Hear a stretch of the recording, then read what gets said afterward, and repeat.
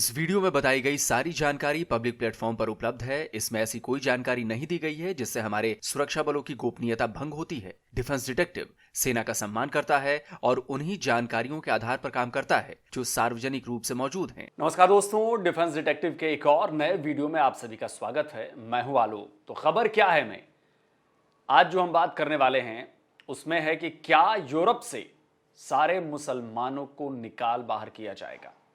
क्या वजह है कि एक एक करके यूरोप के जो कई देश हैं वो मुसलमानों के खिलाफ सामने आ रहे हैं, खुलकर उनके खिलाफ खड़े हो रहे हैं, और क्यों पूरी दुनिया मुसलमानों को एक खतरे के तौर पर देखने लगी है। वॉइस ऑफ यूरोप की इस खबर को देखिए। हेडिंग है Islamic culture has no place in Europe, यानी यूरोप में इस्लामिक कल्चर के लिए कोई जगह नहीं है। किसने कहा है? इटली की प्राइम मिनिस्टर हैं जॉर्जिया मेलोनी। उन्होंने कहा है, कोई लाग लपेट नहीं, सीधी सपाट बात। यूरोप में इस्लामिक कल्चर नहीं चलेगा। जॉर्जिया मेलोनी ने यह बयान अपनी पार्टी ब्रदर्स ऑफ इटली के रोम में आयोजित 4 दिनों के पॉलिटिकल फेस्ट में दी है। तो जाहिर है सवाल उठने लाजमी है कि आखिर मेलोनी ने इस्लाम को लेकर इतना सख्त बयान क्यों दिया, मुसलमानों के वो इतना खिलाफ क्यों जा रही हैं। दोस्तों, इस सवाल का डिटेल में जवाब दूंगा, लेकिन उससे पहले आपको इटली की पीएम जॉर्जिया मेलोनी की पूरी बात सुनवा देता हूं, जिससे आपको मुद्दे को समझने में क्लैरिटी ज्यादा हो जाएगी। Io penso che ci sia un problema di compatibilità tra la cultura islamica o certa interpretazione della cultura islamica e i diritti e i valori della nostra civiltà. A me non sfugge che la gran parte dei centri culturali islamici in Italia sono finanziati dall'Arabia Saudita, e l'Arabia Saudita è una nazione che a casa sua applica la Sharia, e Sharia significa lapidazione per l'adulterio, pena di morte per apostasia, pena di morte per omosessualità. Credo che queste questioni vadano poste, che non vuol dire generalizzare sull'Islam, vuol dire porre il problema che c'è in atto un processo di islamizzazione dell'Europa che è molto distante dai valori della nostra civiltà. सुन रहे हैं आप? जरा सोचिए, Europe का एक ऐसा देश जिसने कभी दिल खोलकर मुसलमानों को अपने यहां बसने दिया, उन्हें अच्छी लाइफस्टाइल दी, जॉब्स दिए, लेकिन अब यही देश उन्हीं मुसलमानों से डरा हुआ है। इटली की प्राइम मिनिस्टर मेलोनी न केवल इटली बल्कि यूरोप में चल रहे इस्लामीकरण और शरिया लॉ की बढ़ती मांग से डरी हुई हैं। वो अपनी सभ्यता और संस्कृति, अपने कल्चर को बचाना चाहती हैं, जिस पर दिन ब दिन इस्लाम खतरा बनकर उस पर बैठ रहा है। ये मैं नहीं कह रहा, ये वो कह रही हैं। और मेलोनी जिस खतरे की बात कर रही हैं उससे केवल इटली ही नहीं, ब्रिटेन के माथे पर भी पसीना आ रहा है। ब्रिटेन के पीएम ऋषि सुनक ने भी अवैध माइग्रेशन को देश के लिए सबसे बड़ा खतरा बताया है। और ये हम सब जानते हैं कि अवैध माइग्रेशन किन की हो रही है। रोम में आयोजित इसी प्रोग्राम में ब्रिटेन के पीएम ऋषि सुनक भी शामिल हुए थे। सुनक ने अपनी फॉर्मर पीएम मार्गरेट थैचर का जिक्र किया और उन्होंने कहा कि चलिए क्या कहा ये सुनवा ही देता हूं। Now, Margaret Thatcher never shied away from the hard choices and the big issues. And today, there is no issue to which we need to apply Thatcher's radicalism and drive to more than illegal migration. Now, our opponents just want to ignore this issue. They want to put their heads in the sand and hope that it goes away. Well, let me tell them that it won't. If they doubt that, just go to Lampedusa. Arrivals in the central Mediterranean up by more than 50% this year. That is unsustainable, but it is also unfair and it is immoral. Rishi Sunak का यह बयान सिर्फ बयान नहीं है, बल्कि वो डर है जिससे इटली की प्राइम मिनिस्टर मेलोनी भी डरी हुई हैं, और भी कई देश हैं जो डरे हुए हैं। सुनक ने साफ कहा कि प्रवासियों की वजह से ब्रिटेन के सामने बहुत बड़ा खतरा उत्पन्न हो गया है। आपको बता दें कि जिस लैम्पेडूसा की बात ऋषि सुनक ने की, वो इटली का ही एक छोटा सा आइलैंड है जो भूमध्य सागर में स्थित है, मौजूद है। यह आइलैंड जबरदस्त माइग्रेशन क्राइसिस से जूझ रहा है, और हालत यह है कि इस आइलैंड के जो असली सिटीजन्स हैं, जो असली नागरिक हैं, अब वो माइग्रेटेड फील कर रहे हैं। आप सोचिए, ब्रिटेन के सामने भी लैम्पेडूसा की तरह ही इलीगल माइग्रेंट्स का खतरा बढ़ रहा है। इसी वजह से ब्रिटिश पीएम ऋषि सुनक ने पार्लियामेंट से एक इमरजेंसी बिल पास करवाया है, जिसका नाम रखा गया है रवांडा प्लान।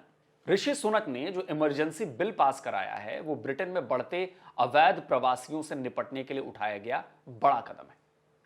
मैं आपको समझाता हूं कि आखिर यह रवांडा प्लान है क्या।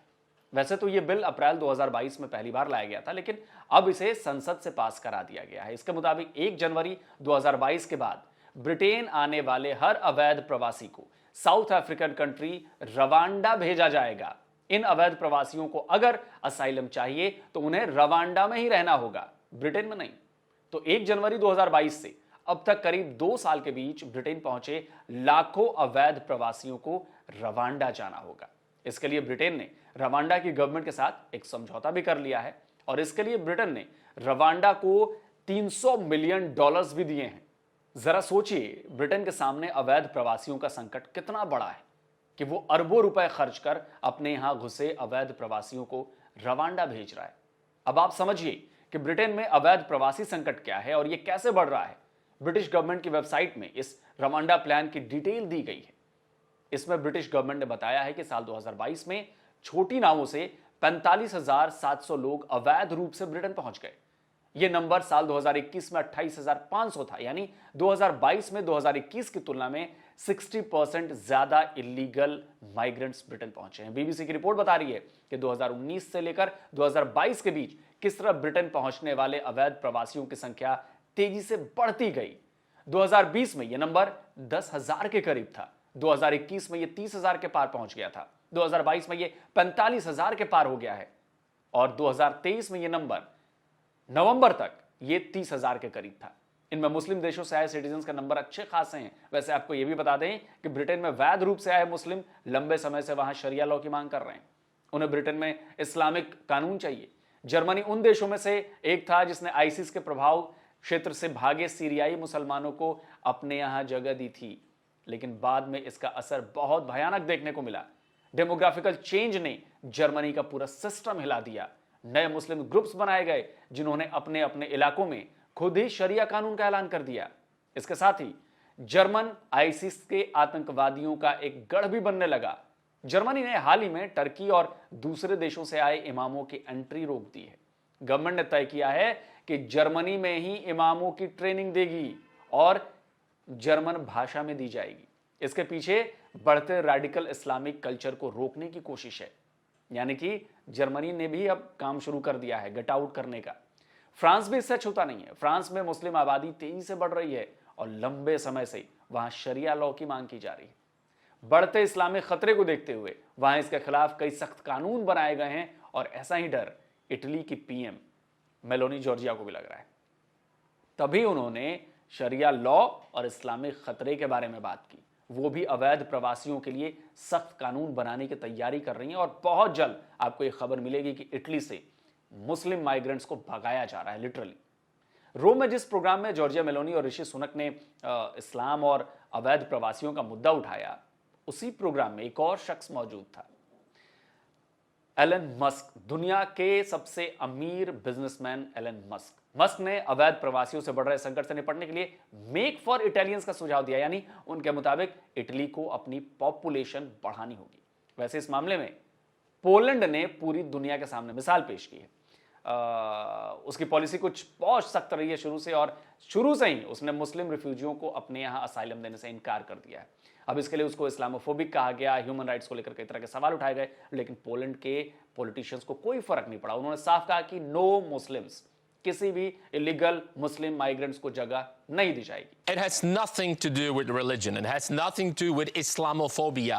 It's all about safety. And not even one Muslim illegal migrant will come to Poland, ever. In Germany, over 200,000 of so-called refugees just vanished, disappeared.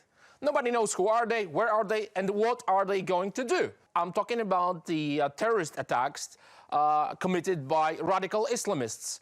I couldn't hear very strong words from imams who would condemn this kind of attacks. That's number one. Rapes in Sweden, hidden for 13 months. I'm talking about the youth festival where girls were raped by illegal Muslim migration immigrants.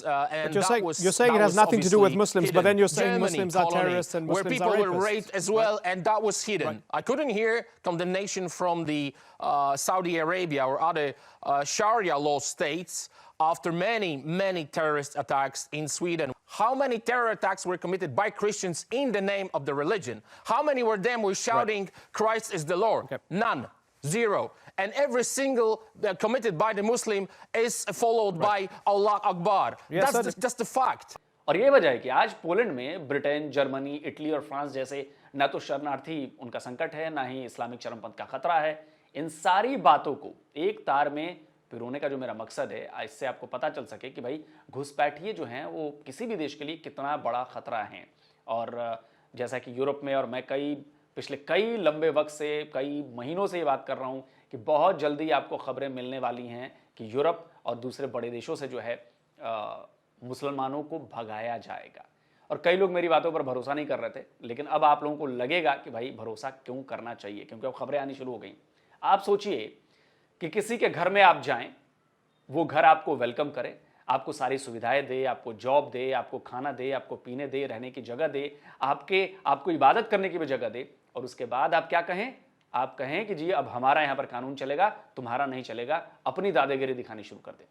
कोई कैसे बर्दाश्त करेगा? Europe के देशों ने पहले बहुत दिलदारी दिखाई, लेकिन अब जो है वो क्लियर हो गए हैं कि इनका मकसद क्या है। वो इस बात के लिए भी क्लियर हो गए हैं कि क्यों वो मुस्लिम होने के बावजूद भी मुसलमान देशों में नहीं जाते हैं, और ज्यादातर की प्रेफरेंस रहती है कि वो जी यूरोप के किसी देश में आ जाए, अमेरिका चले जाएं, कनाडा चले जाएं। क्यों? क्योंकि वहां उनको कब्जा करना है। और ऐसा ही कुछ इरादा हमारे यहां जो भारत में आतंकी संगठन है PFI, उसका भी है। तो इसीलिए CAA और NRC की जरूरत है इस देश को, लेकिन लोगों को लगता है कि पता नहीं क्या हो जाएगा। पॉलिटिक्स की वजह से इस देश की सुरक्षा में सेंध लग गई, और कई सारे घुसपैठिए घुसाए हैं उसमें। ये अपने रोहिंग्या मुसलमान हैं और बाकी लोग भी बहुत सारे हैं।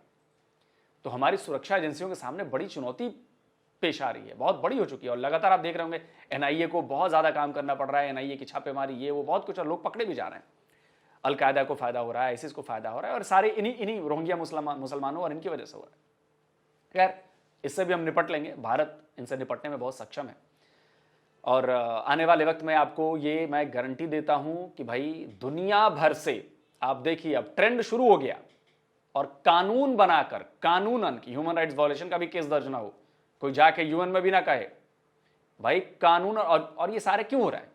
क्योंकि आपकी हरकतें ऐसी हैं। उस देश को आप तबाह कर रहे हैं, उस देश को बर्बाद कर रहे हैं, उस देश की बात नहीं मान रहे, उस देश के कानून को आप फॉलो नहीं कर रहे, उस देश को, कल्चर को आप तबाह करना चाहते हैं, अपना कल्चर थोपना चाहते हैं। तो जाहिर सी बात है कि कोई कब तक बर्दाश्त करेगा भाई? अब लिमिट क्रॉस हो चुकी है। अब इसके बाद विक्टिम कार्ड प्ले होगा कि जी पूरी दुनिया इस्लामोफोबिक हो गई है, सारी दुनिया इस्लाम के खिलाफ है, मुसलमानों के खिलाफ है। तो आप लोग अगर अपनी हरकतें नहीं ठीक करेंगे, इस तरह से क्रिमिनल काम करेंगे, टेररिस्ट काम करेंगे, तो जाहिर सी बात है कि लतियाए जाएंगे, और लतियाना शुरू हो गया है। तो इटली से बहुत जल्द खबर आने वाली है कि जी लतिया के भगाए जा रहे हैं। तो दोस्तों, कैसा लगा आपको आज का वीडियो? जरूर कमेंट करिए, क्योंकि ये बहुत बड़ी जियोपॉलिटिकल घटना होने जा रही है। जियोपॉलिटिकल बहुत बड़ा प्रॉब्लम जो है वो क्रिएट होने जा रही है, बहुत बड़ी प्रॉब्लम। इसमें यूरोप के कई देश इन्वॉल्व हैं, और भी दुनिया के देश इन्वॉल्व होंगे, और ये बहुत बवाल मचने वाला है, यकीन मानिए। तो कमेंट करके बताएं आपकी क्या राय है, और जल्दी मिलता हूं एक और नए वीडियो के साथ। नमस्कार, जय हिंद।